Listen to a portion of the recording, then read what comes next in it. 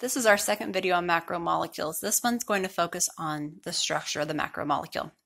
Remember, macromolecules are large molecules that are made out of lots of atoms put together.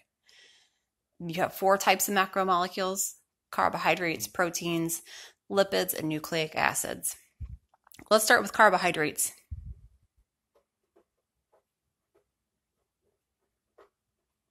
Remember, these provide you with fast energy. So these are things that have lots of sugar in them.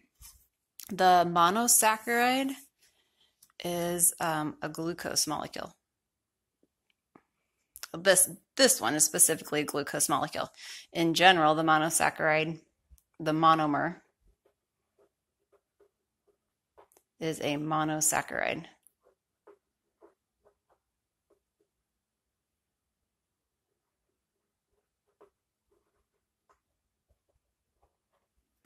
Mono means one, saccharide means sugar, so this means one sugar. Remember that most of these macromolecules are made out of monomers, little pieces put together. So a carbohydrate is made out of monosaccharides, lots of little monosaccharides put together. Remember, this monosaccharide has a ring in it. That's how you can tell. That's a giveaway that it's a carbohydrate. It has a ring of mostly carbons with one oxygen in there, at least for glucose. And then there are some other carbons and hydrogens and oxygens coming off of those carbons. Remember that carbohydrates are only carbon, hydrogen, and oxygen atoms. So if you want to make the polymer, you're going to take these monomers and make a chain of them. So there's another one. You would bond those together. If you're in PBS, you might remember that you have to do a dehydration reaction. So an OH and an H will come off to make water, and then you actually get a bond between the two carbons. And then you do the same thing with another one to make a long chain of carbohydrate. And when you make a long chain of carbohydrate, you're making a polymer. And the general term for that in a carbohydrate is a starch.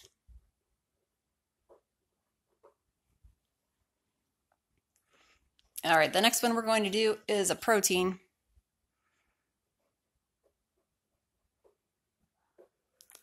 Proteins provide a lot of structure in your body, like your muscles are made out of protein, your skin, your hair, your nails. If you want to eat a diet that has a lot of protein in it, you could eat meat and dairy and beans and nuts. The monomer, let me write this down first. The monomer is amino acids.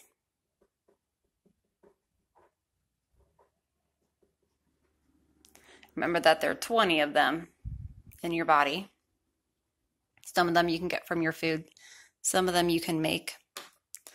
Every amino acid has a very similar structure. It has a carbon at the middle, and this carbon is attached to a hydrogen.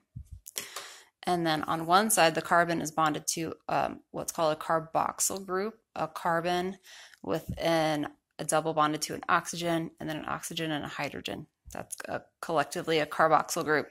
And then on the other side, it's got an amino group. That's where the nitrogen comes in. And the nitrogen's bonded to two hydrogen.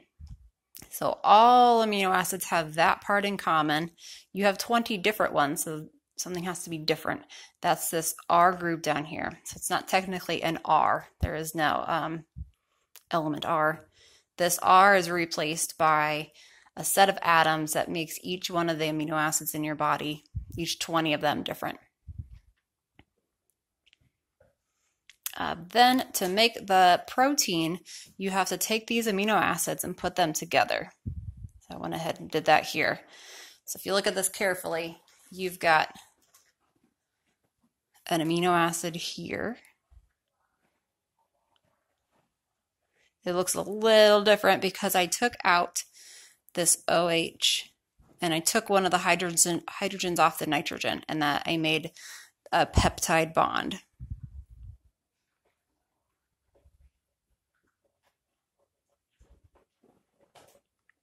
That peptide bond holds the amino acids together. Then if you look at this one, here is another amino acid. I did the same thing here. I took off the OH. You don't see that anymore. And I took off a hydrogen off of the nitrogen, and I made another peptide bond. And then over here, you've got one more amino acid. So you have 3 amino acids and peptide bonds holding them together.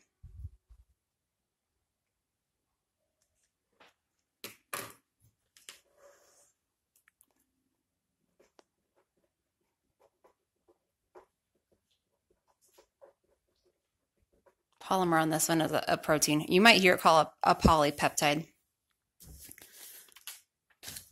All right, next one is lipid. This is the one where you only need to know the triglyceride structure.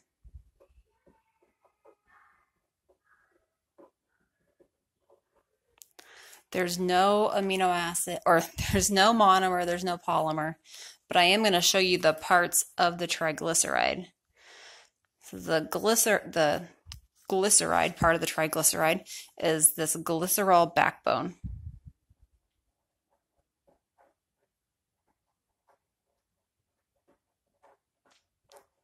The glycerol backbone is made out of these 3 carbons here, and then the H on it. And then this kind of looks familiar. This is our carboxyl group here. The same thing that was on the amino acid. And then off of the glycerol backbone comes these fatty acid tails. There's one. It's a triglyceride. So there's 2. And there's 3. Those are long chains of carbons with hydrogens attached to them. I made one different in this picture. I have this double bond here. And notice around this double bond, these carbons only have 1 hydrogen. If you look at the rest of the carbons, they have 2 hydrogens, except for the one at the end. This is called an unsaturated fatty acid.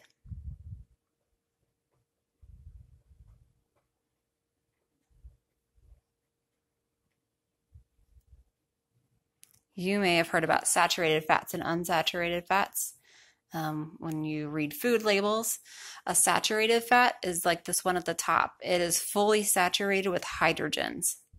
Every carbon has as many hydrogens as it can possibly have, which is 2 all the way down, except for 3 at the end. That's a saturated fat.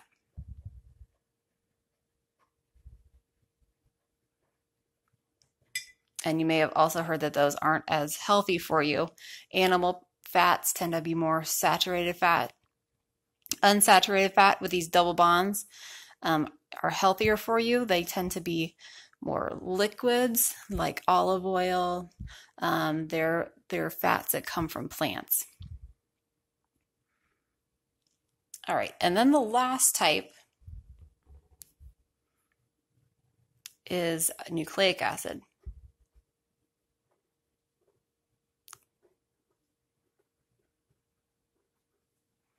Remember, this includes DNA and RNA. I'm going to show you the structure of DNA. For DNA, the monomer, actually, for both of them, the monomer is a nucleotide. And a nucleotide is made out of 3 things: a sugar, a phosphate group,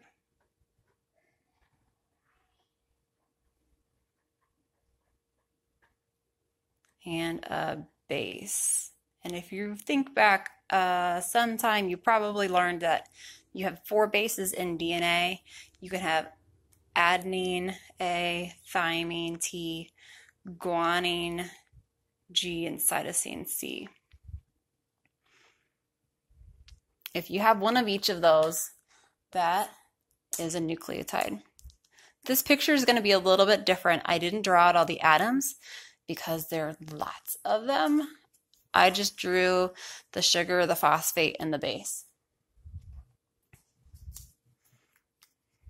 Okay, so each of these little guys is a monomer.